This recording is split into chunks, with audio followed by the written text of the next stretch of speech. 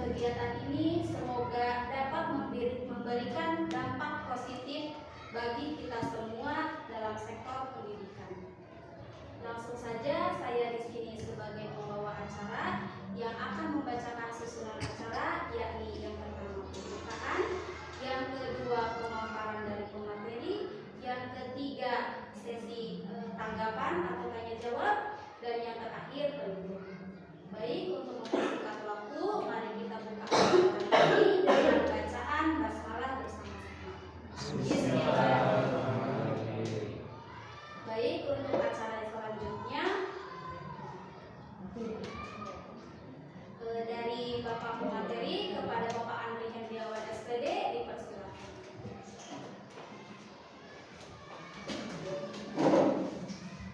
Bismillahirrahmanirrahim. Assalamualaikum warahmatullahi wabarakatuh. Waalaikumsalam warahmatullahi wabarakatuh. Perkenalkan, nama saya Andri Hendriawan, CGP Angkatan 9 dari Kabupaten Majalengka. Di sini saya akan memaparkan diseminasi budaya positif, di mana di sini saya akan memaparkan tentang budaya positif.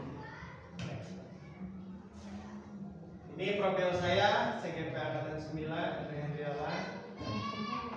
Nah, kemudian judul kita hari ini yaitu menyebarkan pemahaman dan penerapan pengalaman budaya positif. Konsep dasar budaya positif. Di sini konsep dasarnya yaitu terdapat beberapa. Yang pertama, perubahan paradigma belajar, kemudian motivasi perilaku manusia, disiplin nilai-nilai positif, nilai-nilai kebajikan, posisi kontrol guru, keyakinan kelas, dan kebutuhan dasar manusia dan segitiga restitusi.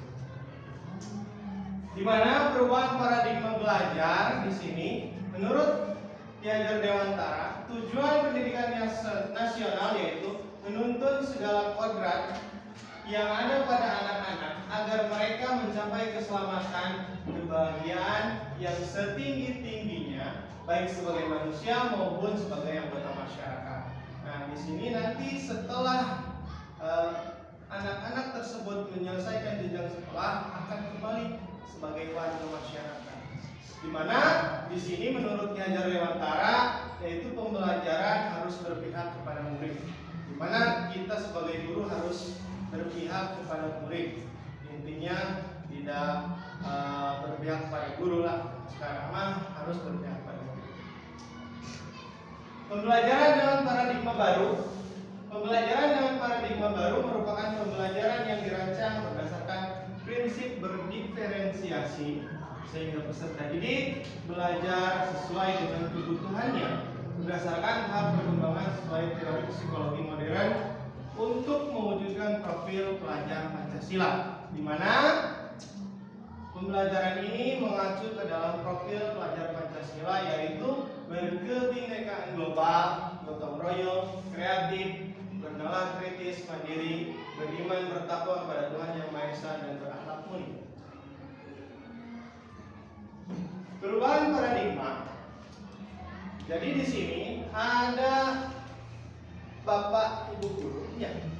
Kita melakukan sebuah kegiatan. Bapak Ibu cobalah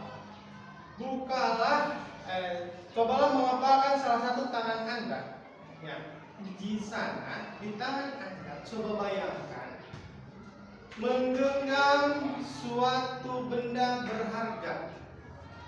Ibaratkan kita membayangkan di sebuah tangan kita menggenggam sebuah benda berharga. Contohnya misalkan saja cincin. Kita genggam cincin tersebut ya, Pak. Nah, kita genggam, coba katakan. Kita genggam, ibaratkan di tangan Anda disimpan sebuah benda berharga. Bayangkan ya. Ketika sudah membayangkan, ada teman Anda di samping tempat duduk Anda, menggoda, mengelitik, mengharewos, atau dalam dirinya menawari, bisa menghardik, atau apapun itu, agar Anda bersedia untuk membuka kepalan tangan Anda. Coba bayangkan. Nah, next Pak. Nah, ada sebuah pertanyaan. Apakah Anda akan membuka kepalan tangan Anda? Akan membuka tidak? Ketika ada sesuatu yang berharga, apakah akan dibuka? Tidak. Kenapa? Harus dijaga. Nah, ada sesuatu yang harus dijaga, betul. Karena apa lagi? Sesuatu yang berharga itu harus dijaga. Harus dijaga. Iya.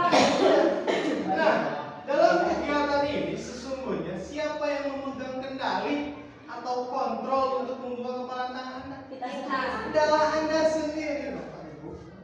Jadi untuk membuka ini tangan yang sedang memegang benda berharga, kontrolnya itu ada pada diri kita.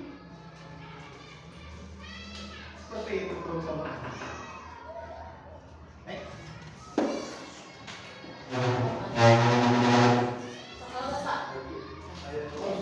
Nah, lanjut Pak ya. Berubah paradigma. Di sini bagaimana seseorang bisa berubah dari paradigma stimulus respon kepada pendekatan teori kontrol. Nah, kemarin pada beberapa tahun belakangan kita itu mengacu pada stimulus dan respon. Nah, sekarang berubah Pak ya pendekatan kita itu, yaitu pendekatan teori kontrol. Stephen R. Covey, prinsipal dalam bukunya Principle Centered Leadership pada tahun 1991 mengatakan bahwa bila kita ingin membuat kemajuan perlahan, sedikit demi sedikit, ubahlah sikap atau perilaku Anda. Namun, bila kita ingin memperbaiki secara utama, maka kita perlu mengubah kerangkaan acuan kita. Ubahlah bagaimana Anda melihat dunia, bagaimana Anda berpikir tentang manusia, ubahlah paradigma Anda. Skema pemahaman dan penjelasan aspek-aspek tertentu tentang realitas. Jadi kita harus berubah. Yang tadinya stimulus respon kepada pendekatan teori kontrol. Next. Nah, di sini ada stimulus respon melawan teori kontrol yang mana sekarang itu sedang gencar-gencarnya pada pendekatan teori kontrol. Contohnya satu, di stimulus respon realitas atau kebutuhan kita itu sama, semua orang melihat hal yang sama. Tetapi pada teori kontrol ternyata realitas atau kebutuhan itu kita berbeda. Sama halnya pada siswa atau pada murid. Antara murid yang satu dengan murid yang lainnya pasti membutuhkan pembelajaran yang berbeda. Tidak mungkin sama. Kedua, kita mencoba mengubah orang agar berpandangan sama dengan kita pada stimulus respon. Sedangkan pada teori kontrol, setiap orang memiliki gambaran yang berbeda. Pasti gambaran tentang suatu hal itu pada murid itu pasti berbeda-beda. Misalkan murid yang satu ingin belajar seperti ini, murid yang satu ingin belajar seperti ini, pasti memiliki gambaran. Yang ketiga, perilaku buruk dilihat dari sebagai suatu kesalahan. Nah, pada teori kontrol, kita berusaha memahami pandangan orang lain tentang dunia. Selanjutnya, orang lain bisa mengontrol saya bisa mengontrol orang lain. Nah, di sini hanya Anda yang bisa di teori kontrol, hanya Anda yang bisa mengontrol diri Anda. Seperti tadi, Pak, ketika kita menggenggam suatu benda berharga, walaupun digoda, walaupun diapa, pasti untuk membuka itu hanya kita yang bisa. Seperti teori kontrol. Selanjutnya, Anda bisa mengontrol orang lain. Anda tidak bisa mengontrol orang lain pada teori kontrol. Kemudian, pemaksaan ada pada saat rujukan gagal. Ternyata kolaborasi dan konsensus menciptakan pilihan-pilihan baru.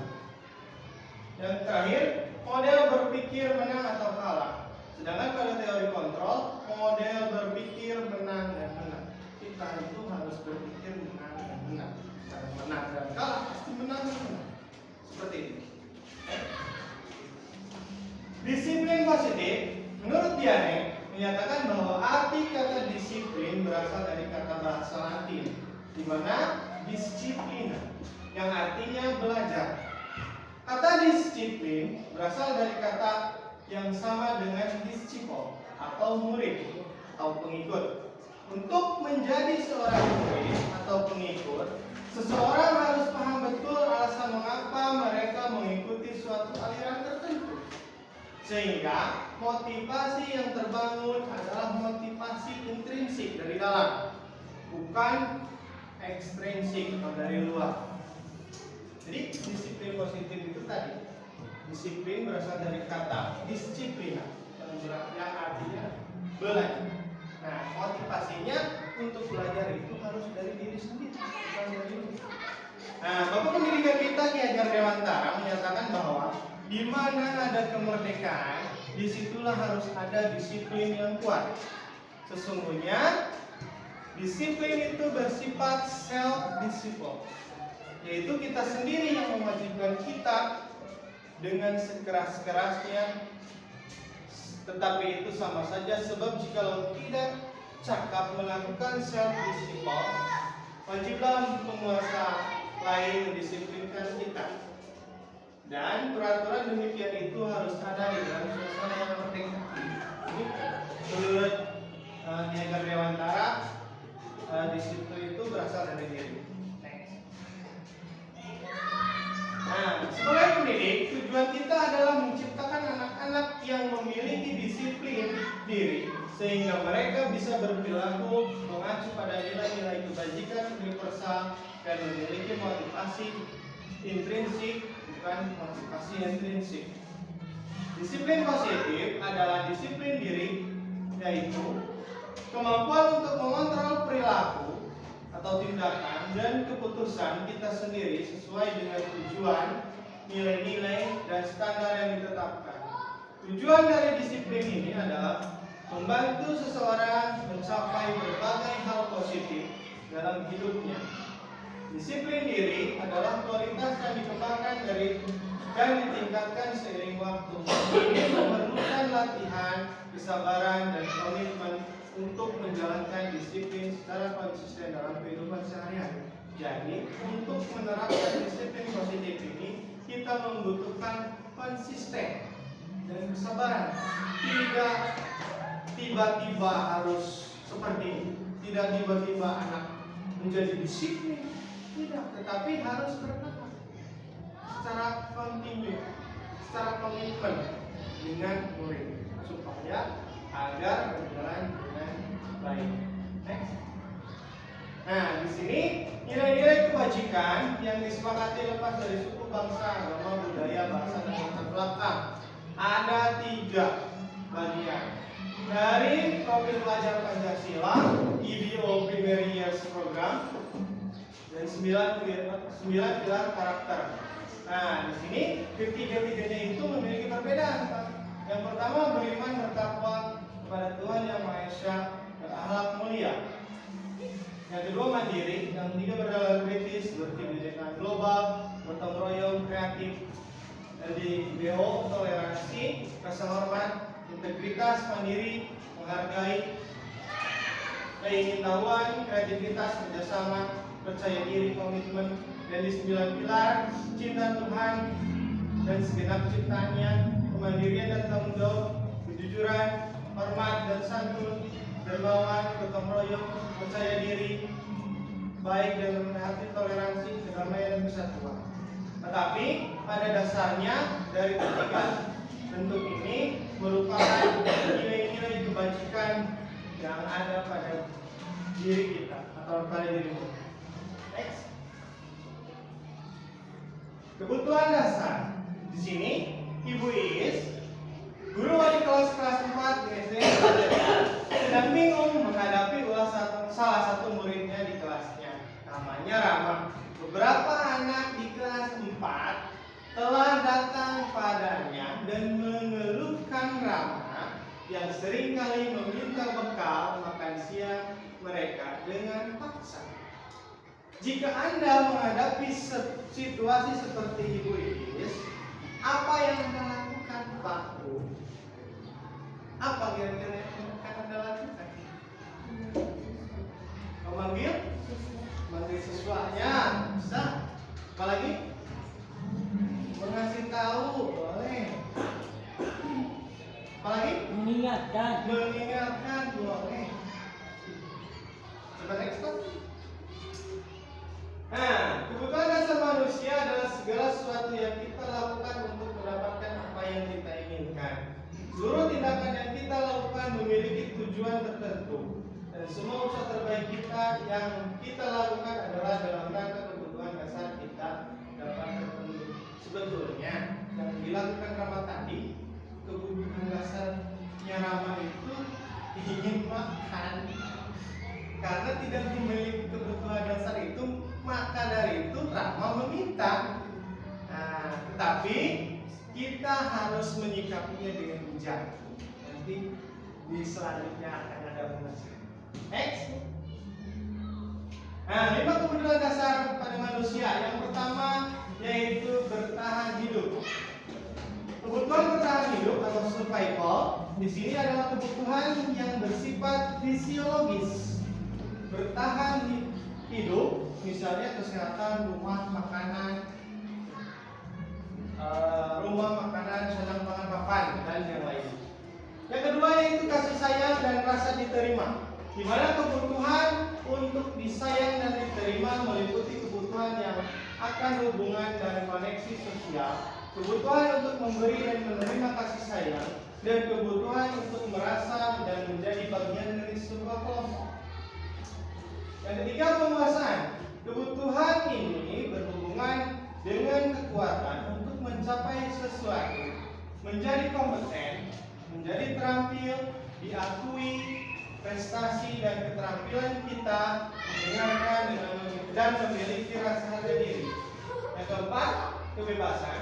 Kebutuhan untuk bebas adalah kebutuhan akan kemandirian, otonomi, memiliki pilihan dan mampu mengendalikan arah hidup seseorang.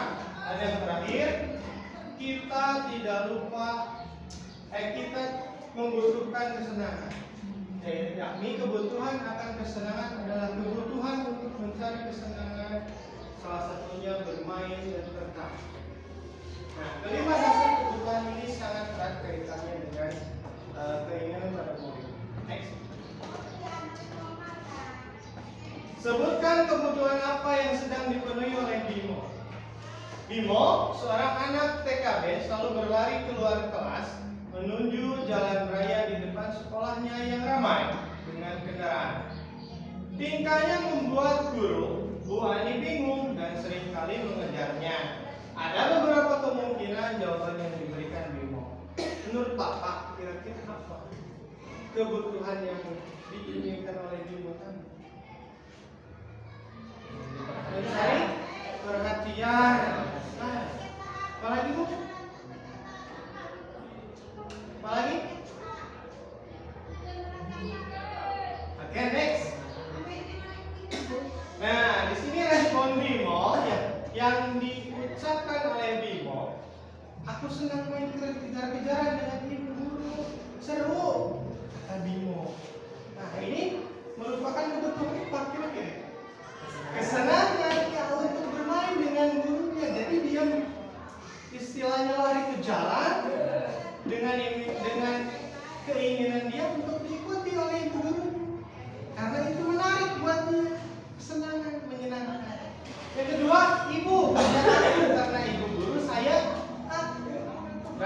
rasa kasih sayang. Ya, yang kedua itu. Yang ketiga, aku hebat kan, bisa bikin ibu kejar aku. Penguasaan, karena aku hebat. Yang keempat, aku bosan belajar mengurai terus bu di dalam kelas. Bosan, hal tersebut pasti merasa bosan. Nah, next bu. Nah, ketika kebutuhan dasar murid sudah terpenuhi seperti tadi, ketika kebutuhan dasar Bimo terpenuhi, maka Bimo akan tumbuh seimbang dan memadai. Sebaliknya, apabila kebutuhan dasar Bimo tidak terpenuhi dengan baik, maka Bimo akan mengeluarkan emosi negatifnya seperti sedih, kecewa, bosan, dan bahkan marah. Apalagi tadi, dia sengaja lari kejar, padahal itu berbahaya. Tapi untuk menarik guru tersebut sehingga dia merasakan kesenangannya. Nah, maka dari itu ketika anak tersebut kebutuhannya sudah terpenuhi, maka anak tersebut tidak akan seperti itu. Pak, next. Nah, motivasi perilaku manusia menurut Diana Grosser ada 3. Yang pertama, untuk menghindari ketidaknyamanan atau hukuman. Yang kedua, untuk mendapatkan imbalan atau penghargaan dari orang lain. Dan yang ketiga, untuk menjadi orang yang mereka inginkan dan menghargai diri sendiri dengan nilai-nilai yang mereka percayai. Next. Hukuman atau penghargaan menurut Alfikon. Di sini penghargaan maupun hukuman merupakan cara-cara mengontrol perilaku seseorang yang menghancurkan potensi untuk pembelajaran yang sesungguhnya. Menurut Kohn, secara ideal, tindakan belajar itu sendiri adalah penghargaan sesungguhnya. Penghargaan dapat mempengaruhi jangka pendek dan jangka panjang. Tidak efektif, merusak hubungan, mengurangi ketepatan, menurunkan kualitas, mematikan kreativitas dan menghukum. Pada dasarnya kita seringkali memberikan sebuah penghargaan kepada anak atau murid kita. Nah, menurut Kohn itu akan mempengaruhi jangka pendeknya, yaitu tidak efektif, merusak hubungan, mengurangi ketepatan, menurunkan kualitas, mematikan kreativitas dan menghukum. Nah, menurut Kohn, pembelajaran itu adalah penghargaan yang sesungguhnya, seperti itu. Next. Hukuman atau penghargaan menurut Alfikon yang selanjutnya, penghargaan atau menghukum mereka yang tidak mendapatkan penghargaan. Misalnya, dalam sistem ranking, mereka yang mendapatkan ranking kedua akan merasa paling dihukum. Maksudnya memberikan penghargaan dan hukuman adalah hal yang sama, karena keduanya mencoba mengendalikan perilaku seseorang. Karena orang yang tidak suka dikendalikan dalam jangka waktu lama, penghargaan akan terlihat sebagai hukuman. Walaupun kita ranking 2, tapi tidak sama dengan ranking 1, akan terlihat sebagai hukuman.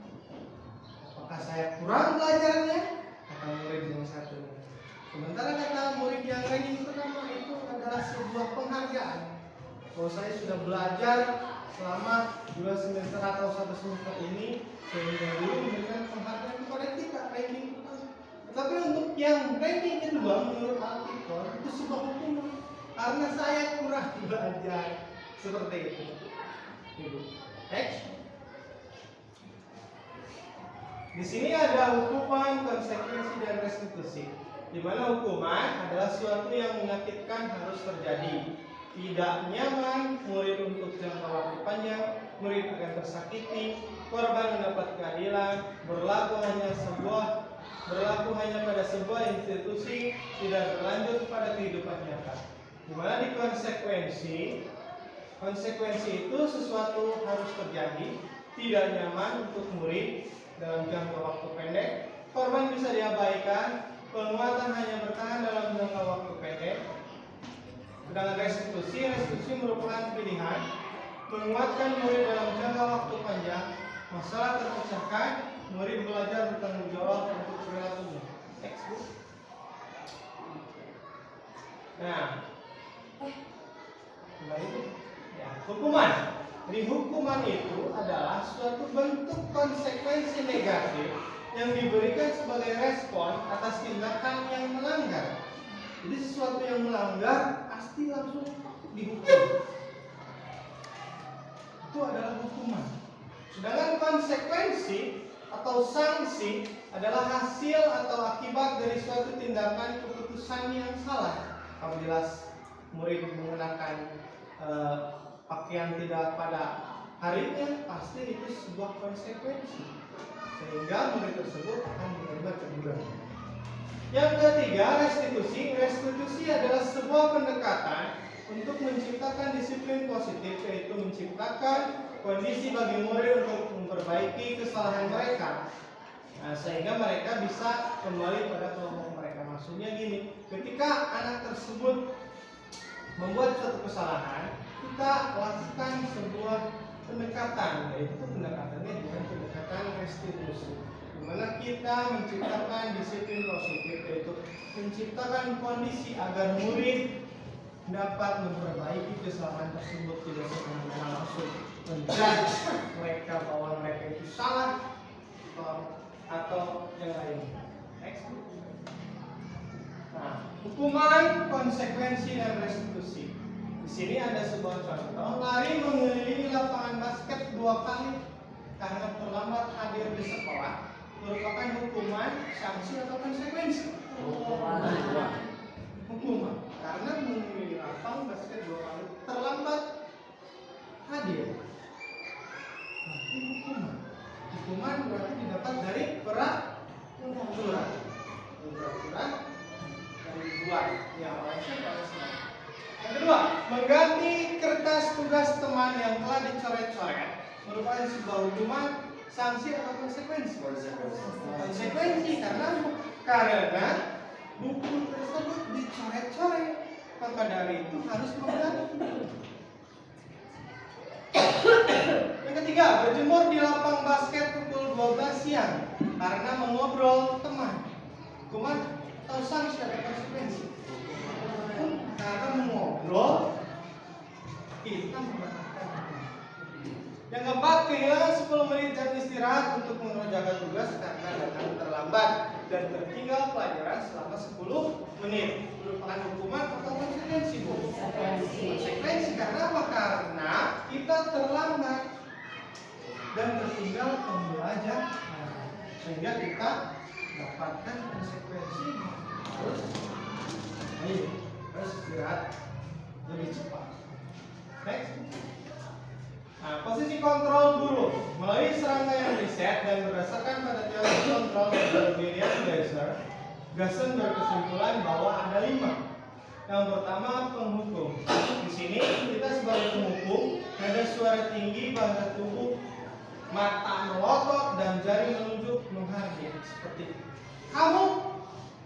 Nah, itu merupakan contoh posisi kontrol guru sebagai penghukum. Sebagai pembuat rasa bersalah, nada suara halus, memelas sedih, bahasa tubuh dasar merapat pada anak lesu. Itu pembuat rasa bersalah. Posisi kontrol yang ketiga yaitu sebagai teman, nada suara ramah, akrab, bercanda, bahasa tubuh merapat pada murid, mata tersenyum. Anak apa ramah seperti itu? Pemantau. Posisi kontrol yang keempat yaitu pemantau, nada suara datar, bahasa tubuh yang normal. Ramah? Apakah irama seperti itu atau dipantau? Yang kelima, posisi kontrol seorang guru yaitu manajer. Ada suara tulus, bahasa tubuh tidak kaku, mendekatkan kepada murid.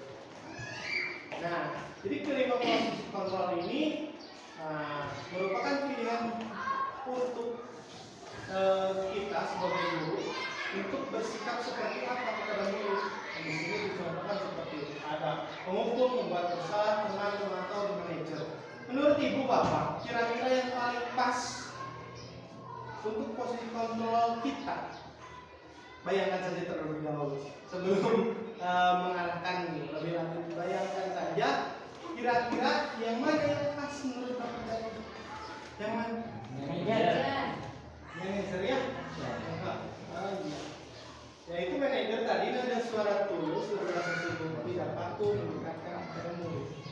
yang paling cocok. Next. Nah, di sini ada contoh seperti tadi posisi kontrol dulu yang kita sedang posisi kontrol sebagai kamu seperti itu ya. Yang kedua, guru pembuat merasa bersalah. Jadi setelah kita tadi seperti itu contohnya, terus kemudian pasti murid tersebut setelah kita melakukan peningkatan melalui pendekatan yang tadi, pasti murid merasa bersalah. Kenapa sih kurang pasti itu? Seperti itu kata murid. Next, sini contoh sebagai teman, walaupun kurang banyak, tapi bahasanya seperti seorang teman, walaupun gerakannya kurang seperti teman. Next, guru pemantau. Setelah tadi kita melakukan pembicaraan, kita memantau keadaan murid tersebut. Apakah seperti yang tadi dilakukan? Apakah tidak?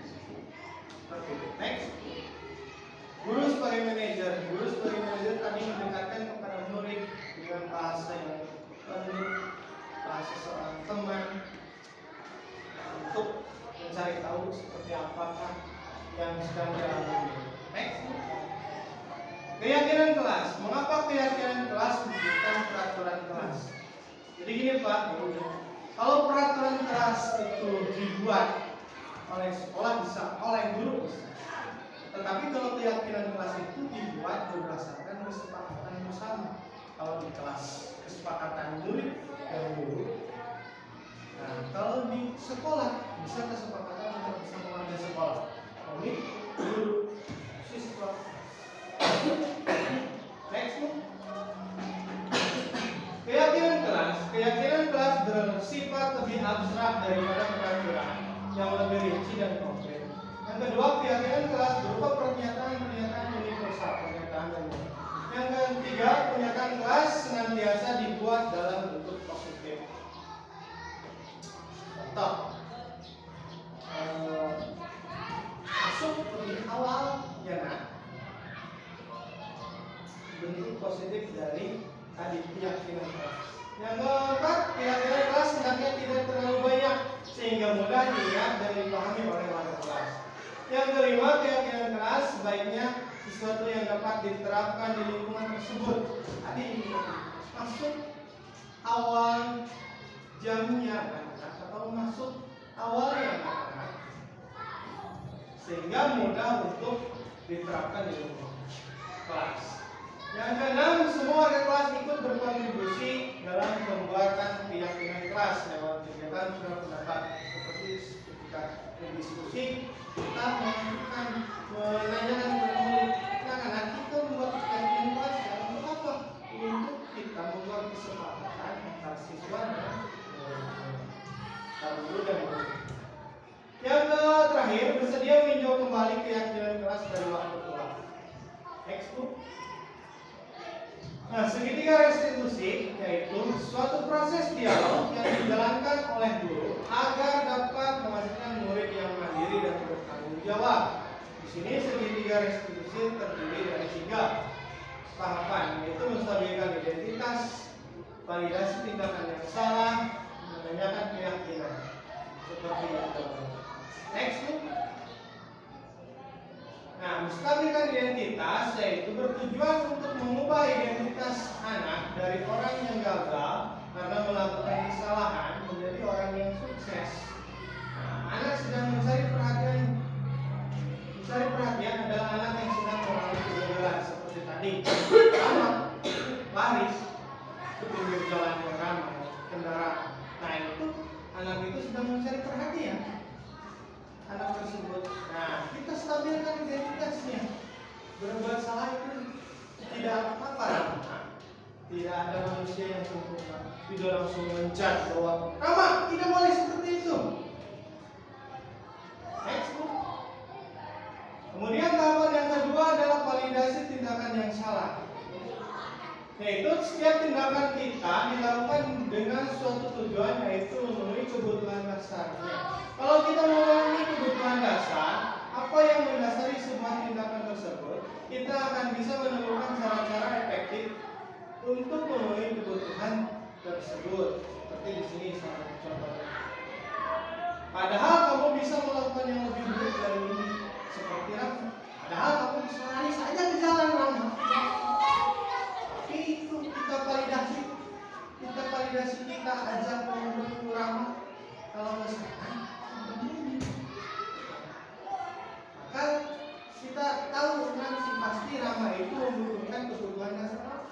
Apakah ini main kejar-kejaran sehingga timbullah kesenangan pada Rama dan yang lain.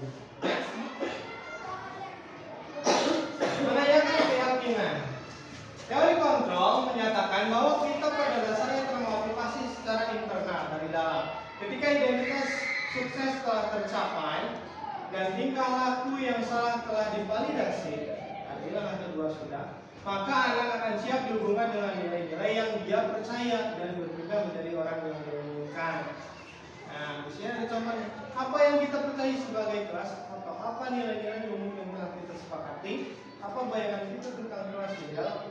Kamu mau jadi orang yang seperti apa? Kalau nanti kamu ke jalan lari-lari, nanti yang master.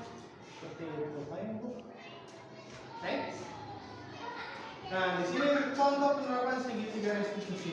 Kita panggil dulu anak tersebut, kita identifikasi dulu, kemudian memvalidasi, dan kemudian meyakinkan keyakinan kelas. Penutup. Dalam penerapan program disiplin positif di sekolah, hendaknya seorang guru harus memiliki standar kepribadian, profesional dan sosial di mana dapat merefleksikan dirinya dalam posisi kontrol sebagai manajer, Pak ya, yang menuntun murid-muridnya menjadi insan yang mandiri, merdeka dan bertanggung jawab. Terima kasih.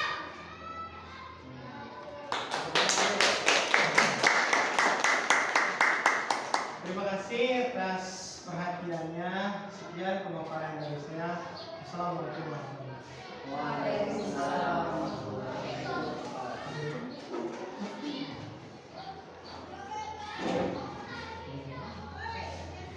Demikian pemaparan yang telah disampaikan oleh Pak Andri. Acara selanjutnya barangkali ada tanggapan dari peserta, kita silakan.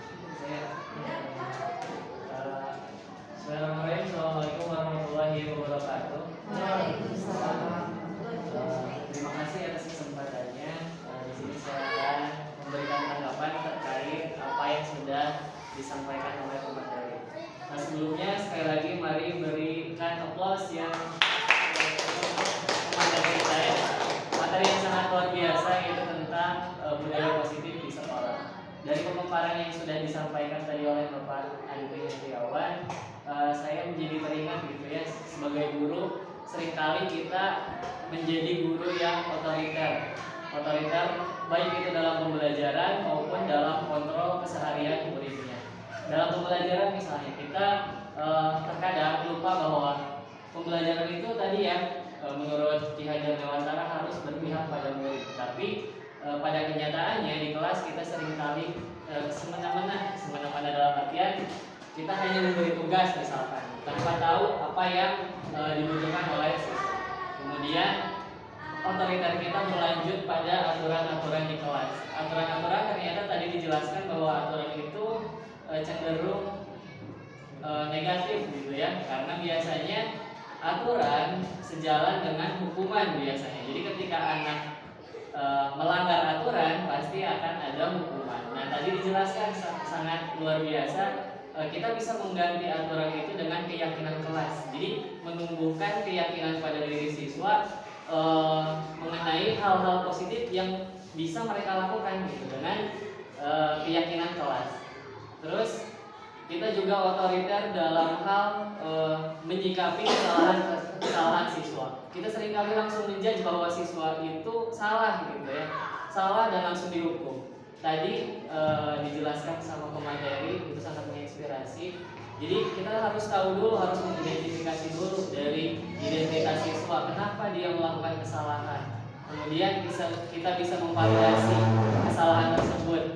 Baru yang terakhir diyakinkan ya Pak Andri, itu sangat-sangat menginspirasi sekali, itu sangat merubah pola pikir saya khususnya. Mudah-mudahan bisa juga merubah mindset kita semua di sini sebagai guru. Jadi sekali lagi saya sangat mengapresiasi kepada pemateri tentang budaya positif ini.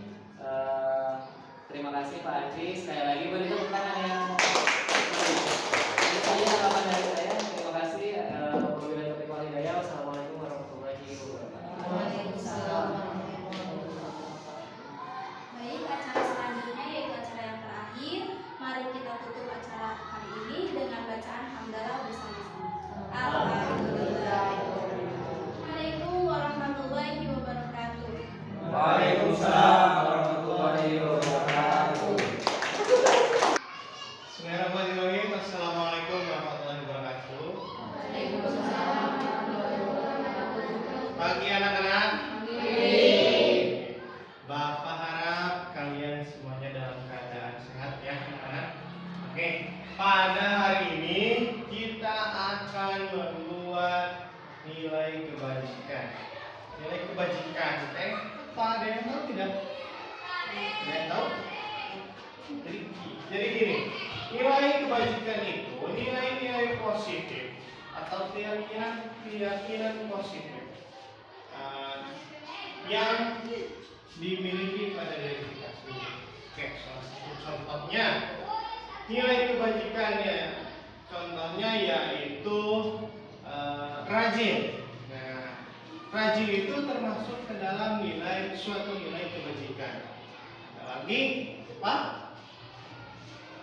Ada yang tahu nggak? Ada lagi.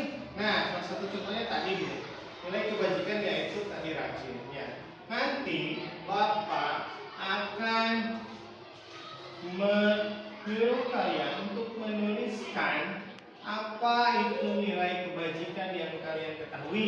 Nanti kalian akan tempelkan di sini di kertas depan ya. Siap? Nah, nilai kebajikan. Oke, nanti Bapak bagikan ya. Bapak bagikan yang kuning, yang hijau, Bapak bagikan katulong.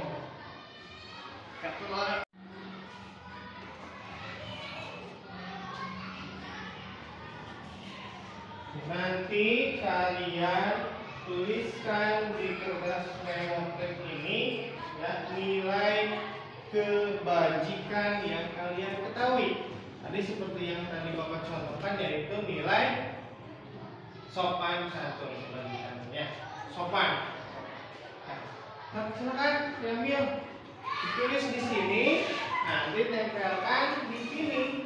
Coba. Ripaldi, apa nilai kebajikan menurut Ripaldi, Nugi, menurut Nafis, menurut Chandra yang kalian ketahui? Nanti tempel di sana. Ya.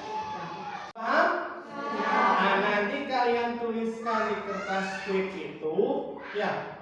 Tuliskan nilai kebajikan yang kalian ketahui, kemudian nanti ditempel di sini ya. Kalau sudah, paham? Ya. Silakan tulis. Menurut yang kalian ketahui, nilai kebajikan apa saja? Nilai kebajikan itu banyak ya anak-anak. Salah satunya tadi sudah Bapak sebutkan, yaitu sopan santun. Coba menurut kalian apa lagi? Lagi? Sudah? Kalau ada yang sudah, silakan boleh ditempel di sini. Sok, silakan tempel di sini. Kalau yang sudah, silakan. Sok, tempel sini. Tempel, ya. Sip. Yang lainnya, sok tempel di sini.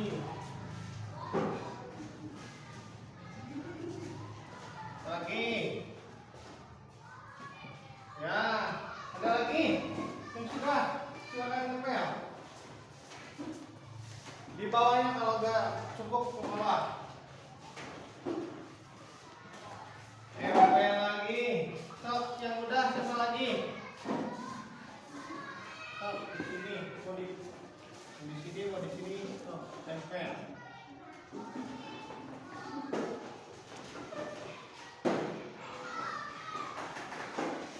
Sudah semua? Ada lagi? Stop, barangkali ada lagi, tulis lagi nilai kebajikan apa yang kalian ketahui. Kalau masih ada menurut kalian yang belum ditulis ke depan, silakan tulis lagi. Yang pertama ada peduli, mandiri, ada toleransi, ada percaya diri, empati, ya anak-anak, menghargai, kejujuran, gotong royong, kerjasama. Nah, barangkali ada yang belum menurut kalian ditulis, sok jangan ditulis lagi di kertas. Oke.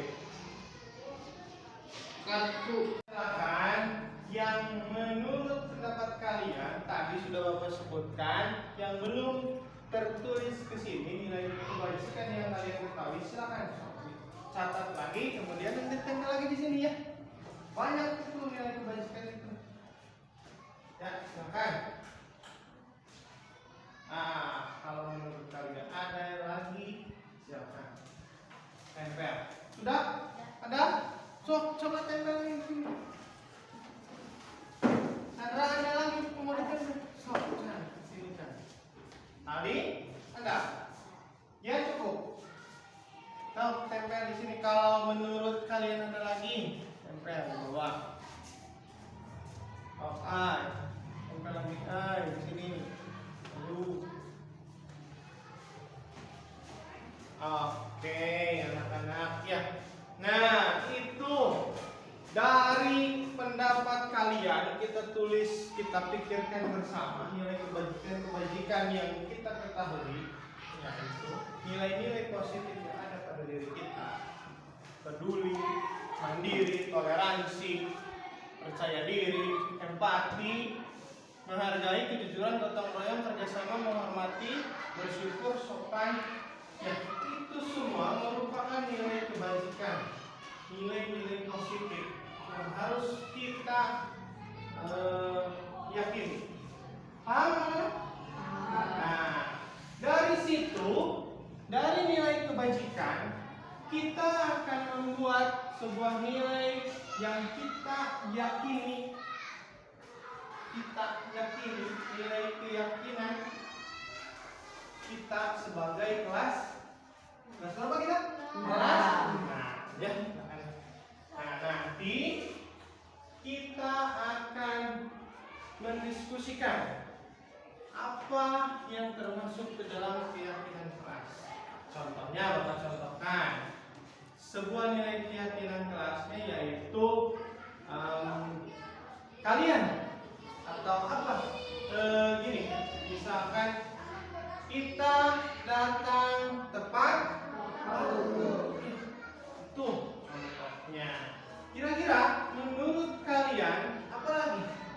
Coba kita akan membuat sebuah keyakinan kelas yang kita inginkan supaya kelas kita istilahnya tuh mempunyai sebuah keyakinan kelas. Salah satu tadi contohnya kita datang tepat waktu. Coba kalian pikirkan apa ini contohnya. Oke anak-anak, tadi Bapak kan sudah memberi contoh nilai keyakinan kelas, yaitu tadi yang pertama datang tepat waktu. Nah, menurut kalian, ya kita kan harus membahas secara bersama-sama, mendiskusikan bersama-sama untuk membuat keyakinan kelas tersebut. Ya, kira-kira menurut pendapat kalian, ya tuliskan pada kertas itu, karena kertas klip nanti tempelkan di sini. Oke?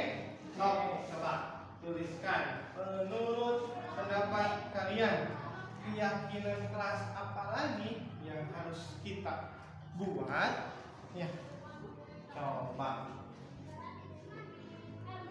Menurut Sandra, menurut Napis, menurut Paldi, Nugi, apa yang harus kita yakini di kelas itu? Nanti tempelkan di depan. Sudah? Kalau ada yang sudah, silakan tempel di sini.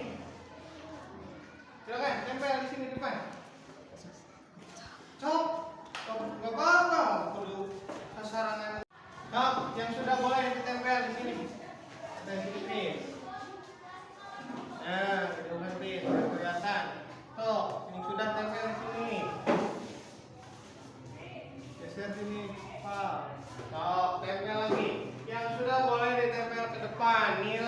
keyakinan apa saja yang kita harus sepakati bersama-sama.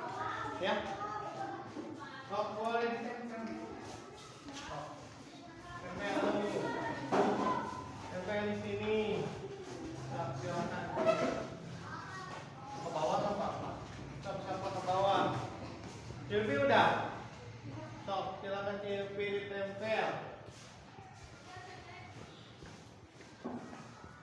Oke, sudah semua? Nah, kalian sudah menuliskan nilai keyakinan kelas yang akan kita sepakati. Nah, itu yang pertama, datang tiket lebih awal. Kalau kita sudah menuliskan, nanti kita harus sepakati keyakinan ini ya. Tiket datang lebih awal, kemudian berperilaku sopan terhadap guru, terhadap siswa, terhadap teman-teman kalian. Kita harus berperilaku sopan. Dilarang mencontek. Boleh. Supaya kita tidak mencontek, kita harus rajin belajar ya. Oke, selanjutnya memakai seragam dengan sesuai harinya. Kalian ketika ke sekolah itu harus memakai seragam seperti pada hari itu. Misalkan hari Senin, pakai baju apa? Merah putih, lengkap di dasi, di topi. Ya.